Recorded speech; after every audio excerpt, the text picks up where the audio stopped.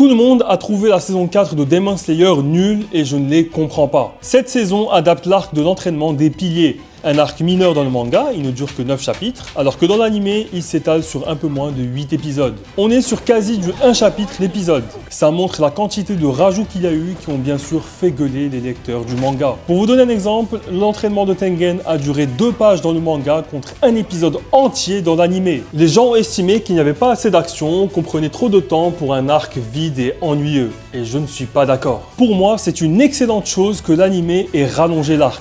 Demon Slayer a pour habitude d'enchaîner les batailles sans prendre le temps de souffler entre les arcs. Enfin, on souffle un peu, mais pas assez pour moi. Entre le quartier des plaisirs et le village des forgerons, on a eu que 3 épisodes. Et même pour le quartier des plaisirs où on avait une partie infiltration préliminaire, celle-ci a été finalement rapidement expédiée pour passer à la bataille contre Gyotaro et Daki. C'est dommage, ralentir le rythme permet de mieux développer la relation entre certains personnages. Par exemple celle entre Tanjiro et Tomioka. Mais aussi voir l'impact des actions de Tanjiro sur des profondeurs lambda qui font vraiment de la figuration habituellement. Les voir discuter avec Tanjiro de ses exploits militaires contre les lunes démoniaques, c'est comme donner vie à des PNJ. Et franchement, quand c'est la grosse bataille finale qui nous attend, je pense qu'on avait besoin de bien souffler et profiter de nos personnages dans un environnement plus calme.